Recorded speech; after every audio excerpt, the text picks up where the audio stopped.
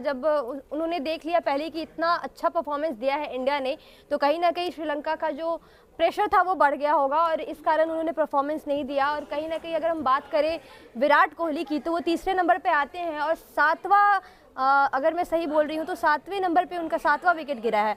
तो एक ही छोर पे जैसा कि आप देख सकते हैं कि इन्होंने विराट कोहली ने 87 गेंदों में 113 रनों की पारी खेली, 129.89 की स्ट्राइक रेट से 12 चौके और एक छक्का इन्होंने लगाया और शानदार बल्लेबाजी करी। विराट कोहली ने अपना 45वां शतक जो है ओडीआई वनडे इंटरनेशनल का जड़ दिया। शुभमन गिल की तारीफ करनी होगी, 70 रनों का योगदान दिया इन्होंने। युवा खिलाड़ी हैं और अच्छा भी खेल रहे हैं और ऐसा लगता है इनको देख के कि जो भारत का भविष्य है वो काफी ज्यादा अच्छे हाथों में है। बिल्कुल, और सबसे इनकी पारी को इसलिए भी तारीफ करनी होगी इनकी पारी की, क्योंकि अभी T20 सीरीज में इनका 11 चौके लगाए हैं इन्होंने, 11 चौके। सोचिए, तो ये काफी ज्यादा मैटर करता है। और अगर आज इंडियन टीम की बात करें, 4 खिलाड़ी ही जो है वो चले हैं।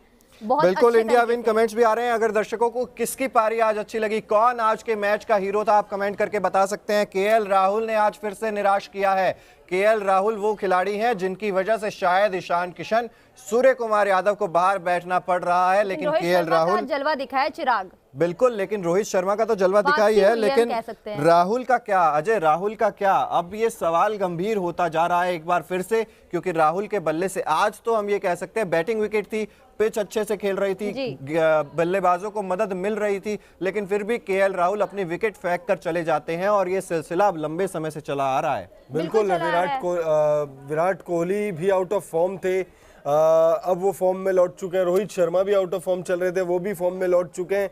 केएल राहुल भी एक सीनियर खिलाड़ी बचे हैं जो फॉर्म में वापसी नहीं कर पाए हैं। और तो भारतीय मैनेजमेंट कि आप बड़े नाम वाले खिलाड़ियों को खिलाओ और इंतजार करो कि वो फॉर्म में लौटे। वाले खिलाड़ियों को अगर मौका नहीं देंगे, मुझे लगता है, देखिए, जब तक Ishan Kishan out of form नहीं जाएंगे, ईशान किशन को चांस ही नहीं दिया जाएगा। अजय, जब तक सूर्य कुमार यादव आपके रन बनाने बंद नहीं कर देंगे, तब तक मुझे लगता है सूर्य कुमार यादव को वनडे में नहीं लाया जाएगा। ठीक है, टेस्ट मैच की हम नहीं कह रहे हैं कि आप टेस्ट भी खिला दीजिए, लॉन्गर फॉर्मेट आप मत खिलाइए, लेकिन वनडे और T20 में तो एटलीस्ट आपको सूर्य कुमार यादव चाहिए ही चाहिए। और अगर आप वर्ल्ड कप की सोच रहे हो, अगर आपके मन में वर्ल्ड कप का विचार है, तो फिर आपको सूर्य कुमार यादव जैसे मैच विनर्स चाहिए ही होंगे। बिल्कुल, सूर्य कुमार यादव जैसे मैच विनर्स आपको चाहिए और साथ ही साथ आपको ईशान किशन जैसे मैच विनर्स चाहिए। और इन दोनों ही बल्लेबाजों के साथ आज कहीं ना कहीं नाइंसाफी हुई। हालांकि भारतीय टीम ने यह मुकाबला जीत लिया है, तो अब वो जो इशू है,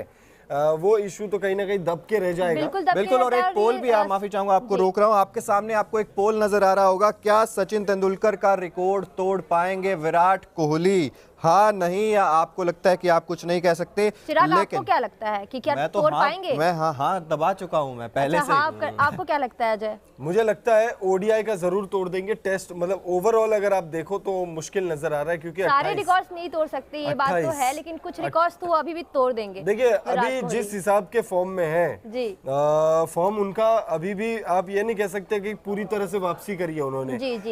2-3 मैच के बाद एक मैच में उनका अच्छा रन जो है हमें देखने को मिल रहा है।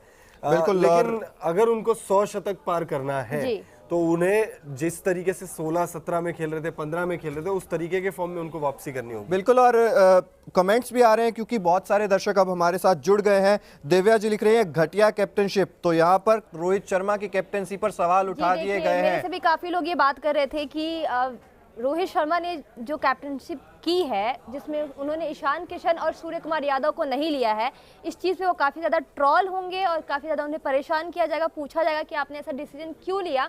और उनकी कप्तानी भी बहुत जल्दी रोहित को हटाओ, संदेश जी लिख रहे हैं, दिव्या जी लिख रहे हैं चेंज द कैप्टन, और मिस्टर शिवा लिख रहे हैं किंग कोहली है, कोहली किंग है। किंग कोहली है और कोहली किंग है, ये बात इसमें तो देखिए कोई दो राय नहीं है। विराट कोहली जिस तरीके के फॉर्म में है और आज जिस तरीके से उन्होंने बल्लेबाजी करी है, मुझे लग रहा है करके कि आने वाले वक्त में वो और मतलब सचिन तेंदुलकर के 100 शतकों का रिकॉर्ड भले तोड़ ना पाए, लेकिन 90 का जो आंकड़ा है वो जरूर वो टच करेंगे, पार कर लेंगे। और कहीं ना कहीं हम देखते हैं ना कि वो अब तक इतने फिट हैं और इतने अच्छे से खेलते हैं, और उनको जो बोला जाता है ना किंग, तो लिटरली हम बोल सकते हैं कि क्रिकेट वर्ल्ड के वो किंग है। और सबसे बड़ी बात है विराट कोहली की खासियत ये है कि अगर उनसे कोई अगर गलती हो भी जाती है, अगर जैसे मिसफील्ड हो जाए या कोई कुछ भी अगर हो जाता है उनके साथ, तो बाकी अन्य खिलाड़ियों को अगर आप देखें, रोहित शर्मा को अगर आप देखें, अगर आज उनसे कैच छूटा तो कोई ऐसा मतलब ऐसा कोई रिएक्शन नहीं दिया जैसे कि बहुत बड़ी मतलब गलती हो गई या कुछ हो गया। वही अगर विराट कोहली अगर कैच, उनसे भी एक कैच छूटा आज, ड्यू वजह रही जिस वजह से बहुत सारे मिसफील्ड भी हमें देखने को मिली। तो जब विराट कोहली से कैच छूटा तो उनके चेहरे पे वो शिकन दिख रही थी हमें। बिल्कुल, इस टाइम विराट जैसा कोई नहीं, बज्म जी लिख रहे हैं और सूरज जी लिख रहे हैं Rohit is the real king. इस टाइम में विराट जैसा कोई नहीं, बिल्कुल नहीं है।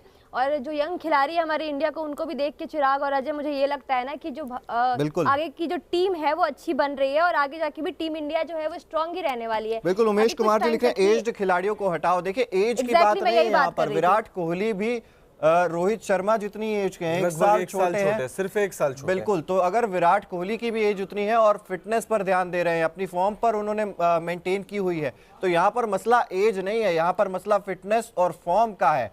कौन सा खिलाड़ी फॉर्म में? मैं देख रही हूँ चिराग की, भले आज टीम इंडिया जीत गई है और अच्छा प्रदर्शन भी रहा है, लेकिन स्काई को सब मिस कर रहे हैं। स्काई स्काई स्काई से कमेंट भरा पड़ा है।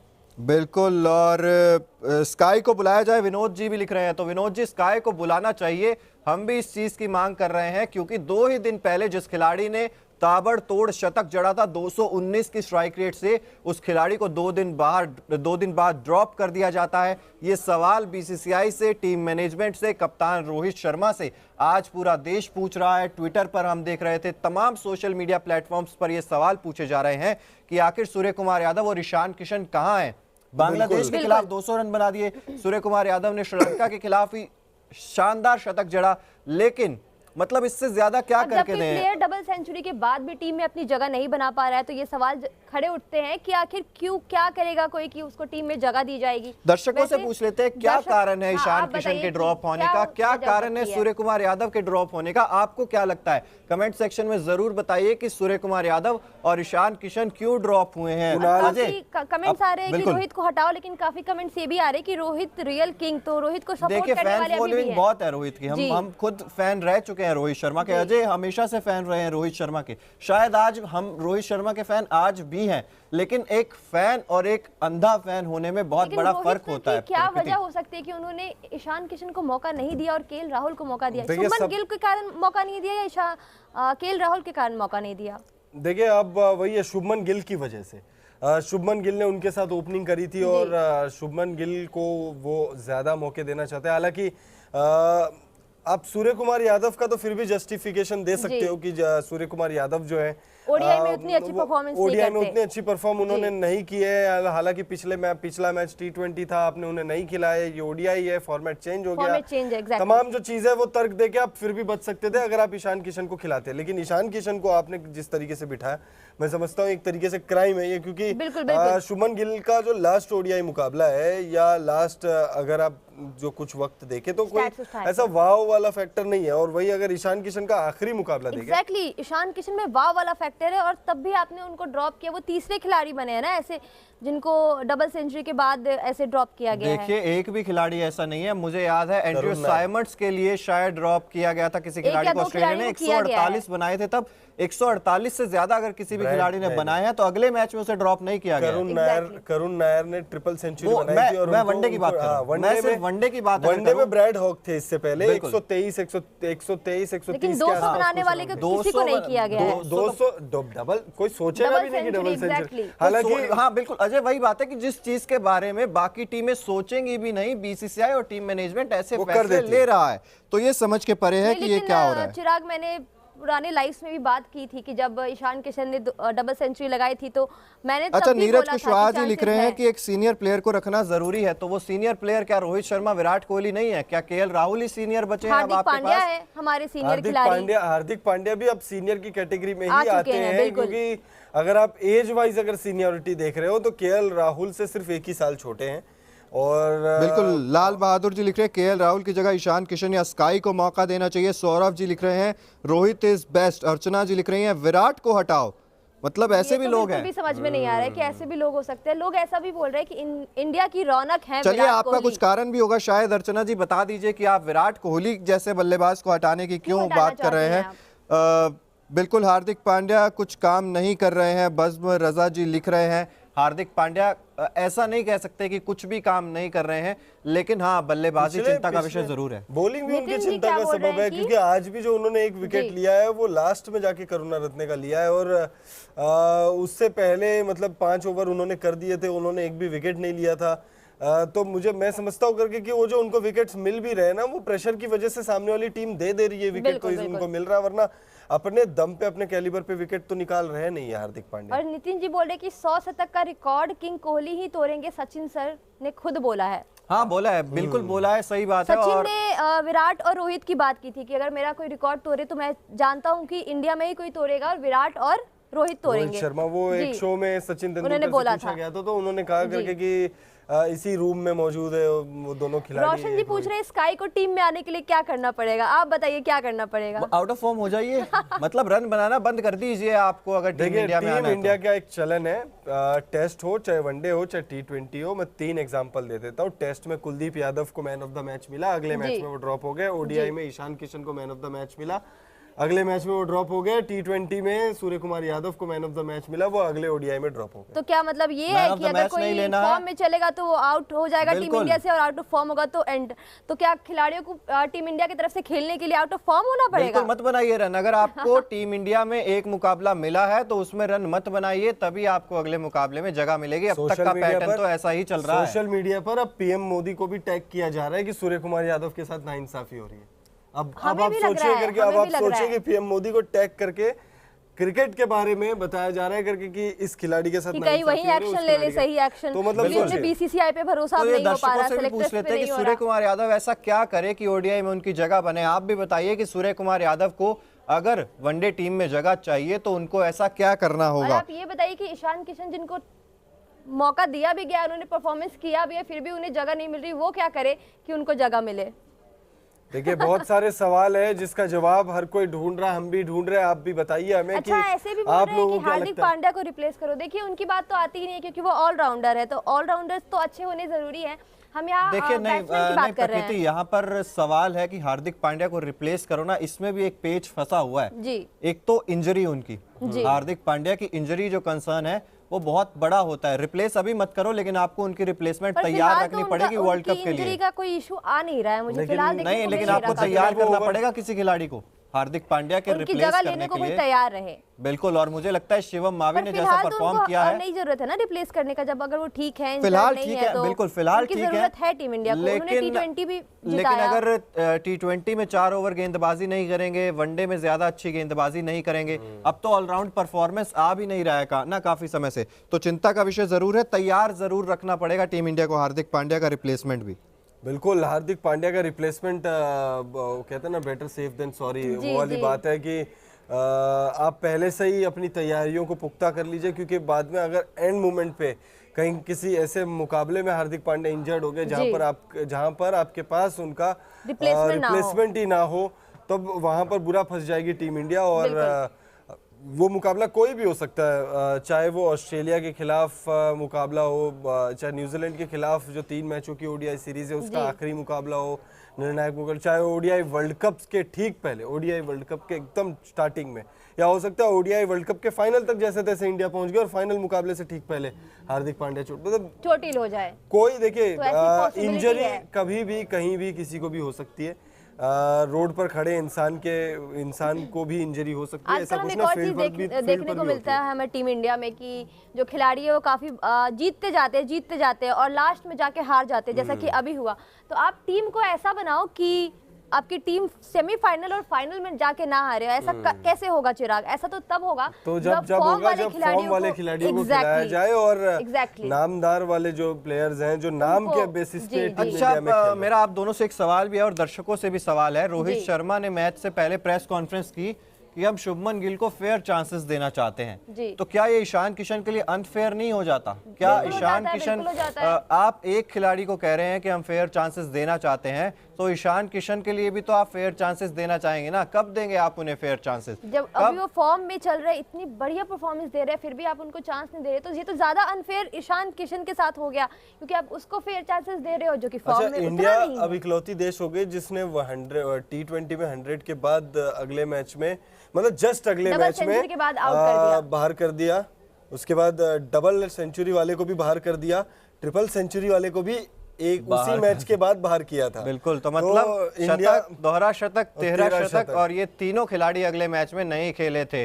अब ये अगर आपको रणनीति समझ में आ रही है तो कमेंट करके जरूर बताइए कि ये क्या रणनीति है। मिस कर रहे हैं कि ऋषभ पंत की कमी नजर आ रही है। ऋषभ पंत की कमी तो खैर नजर आ रही है, ऐसी कोई बात नहीं है, बट वो तो अनफॉर्चुनेट, वो तो श्रीलंका के खिलाफ टीम में थे भी नहीं ना, टीम में नहीं थे वो, उनको आराम दिया गया था। वो लंबे समय से क्रिकेट खेल रहे थे, बट उसके बाद अनफॉर्चुनेटली उनका एक्सीडेंट हो गया।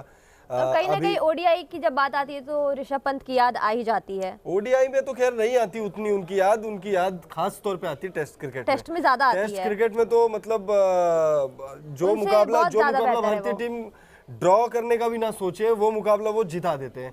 गाबा वाला मुकाबला तो खैर कोई नहीं भूल सकता, बहुत दिनों तक याद रखा जाएगा, बहुत सालों तक याद रखा जाएगा, क्योंकि उस मुकाबले को दूर दूर तक भारतीय टीम जीतने के इरादे से तो नहीं उतरी थी, लेकिन आखिरी दिन पर शुभमन गिल ने भी बहुत अच्छा कमेंट आया है कि लगातार देखिए कमेंट्स आप लोग कर रहे हैं, आप लोग भी कमेंट करके गायब हो रहे कमेंट्स बड़ी तेज। अगर किसी का कमेंट मिस हो रहा है तो बहुत माफी चाहेंगे आपसे। नीरज कुशवाहा जी लिख रहे हैं, एक बात है, कुछ हो जाए या ना, विराट कोहली को चेस पसंद है और उनके बेस पसंद है, बेबी को बेस पसंद है और विराट कोहली को चेज पसंद है, ये लिखना चाह रहे हैं नीरज कुशवाहा जी। बिल्कुल चेज पसंद है, लेकिन आज तो मतलब पहले बल्लेबाजी करते हुए आज शतक आया विराट कोहली का, यानी कि विराट कोहली अब फॉर्म में आ चुके हैं। और अब कैसी भी पिच हो, कोई भी कंडीशंस हो, विराट कोहली फॉर्म में आने के बाद किसी भी गेंदबाज को किसी भी मैदान पर कैसी भी कंडीशंस में बख्शते नहीं है। बिल्कुल जातिवाद की बात करने लगते हैं ये लोग, ये कितना सही है कितना गलत है ये मुझे समझ नहीं आता। कि जातिवाद तो मुझे नहीं लगता रीजन है। देखिए सोशल मीडिया पर लोगों को आज़ादी होती है, वो कुछ भी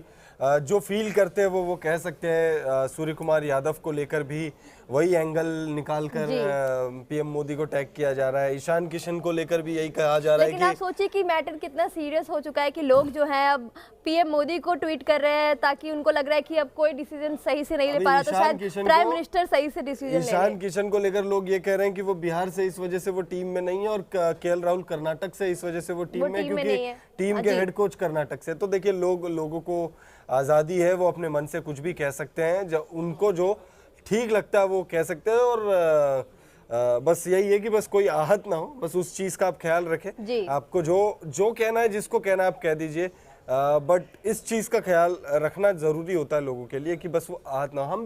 हमें भी जो प्लेयर को, जिस प्लेयर की हमें तारीफ करनी हो तो हम तारीफ करते हैं, जिस प्लेयर की हमें लगता है कि भाई अब यहाँ पे बुराई करनी चाहिए तो हम बुराई करते हैं। लेकिन अच्छा, एक और सवाल है मेरा, आप दोनों से सवाल है कि अगर हम बैट्समैन सूर्य कुमार यादव और ईशान किशन की बात हटा दे, तो उसके अलावा क्या कोई ऐसा प्लेयर है जिसकी कमी आप दोनों को आज खली है टीम इंडिया में? जसप्रीत बुमराह की कमी खल रही है। बुमराह की खली है ना, वही कमेंट में बहुत लोग बोल रहे हैं कि बुमराह क्यों नहीं। बुमराह होते तो ये लाइव सेशन अभी 1.5-2 घंटे का हो चुका होता। हाँ, हम घर होते, हम सो चुके होते, हम आप भी सो चुके होते, हम भी सो चुके होते शायद, क्योंकि जसप्रीत बुमराह देखिए, आपको इंटेंट दिखाना पड़ता है, आपको अटैकिंग क्रिकेट खेलनी पड़ती है। ऐसा नहीं है कि आपने 373 बना दिया तो आप आराम से कुर्सी में बैठ सकते हैं। लेकिन हमारी टीम में कई गेंदबाज ऐसे नजर आते हैं जो थोड़ा सा रिलैक्स मोड में चले जाते हैं।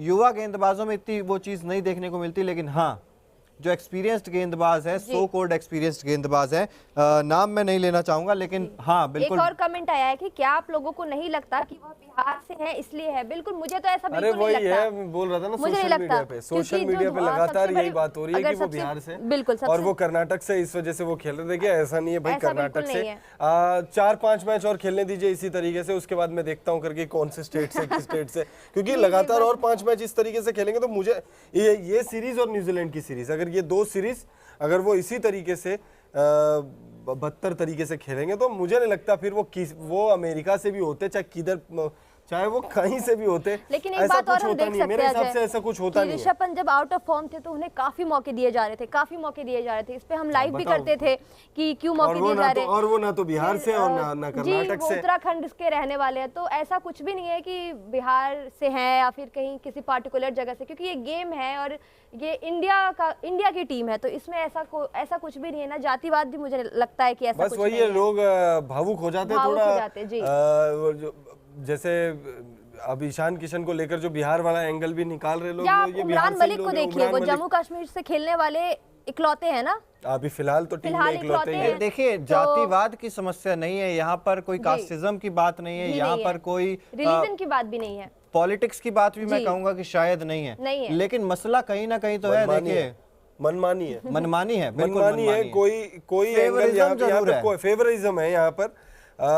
और सबसे बड़ी बात यह है कि बस यही एक लॉजिक दिया जाता है हर बार बस एक ही लॉजिक चिपका दिया जाता है, दिया भी नहीं जाता मैं बोलूंगा, अब तो चिपका दिया जाता है, सुना नहीं जाता, कंट्रोल भी है अब तो कहीं ना कहीं ये वाली बात आ जाती है ना कि अगर आपने किसी खिलाड़ी को असाइन किया है कि आप हमारी टीम में खेलोगे, प्लेइंग 11 में रहोगे, तो आप जल्दी ड्रॉप नहीं करना चाहते हो उसको, क्योंकि आपने एक तरह से एक बॉन्ड किया है, प्रॉमिस किया है कि चलो आप टीम में हो। तो अगर आप खराब फॉर्म के चलते आपको हम आउट कर देते हैं तो फिर उस खिलाड़ी का मनोबल भी तो टूटेगा। नहीं, ऐसे तो बहुत खिलाड़ियों के साथ हुआ है और खराब परफॉर्मेंस फॉर्म होते किसी खिलाड़ी को आई डोंट थिंक कि ड्रॉप किया गया। अरे कुलदीप यादव को तो मैन ऑफ द मैच मिलने के बाद ड्रॉप किया था, तो वो फॉर्म में थे ना।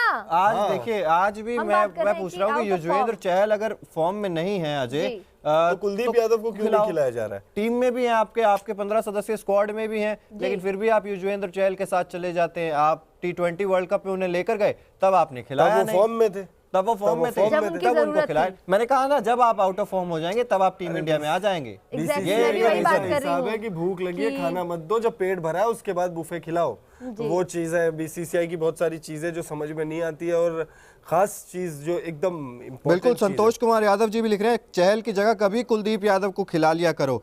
रोहित शर्मा ने एक केस छोड़ दिया था, बहुत पता नहीं क्या लिखना चाह रहे हैं, मैं समझ नहीं पाया। इंडिया के 2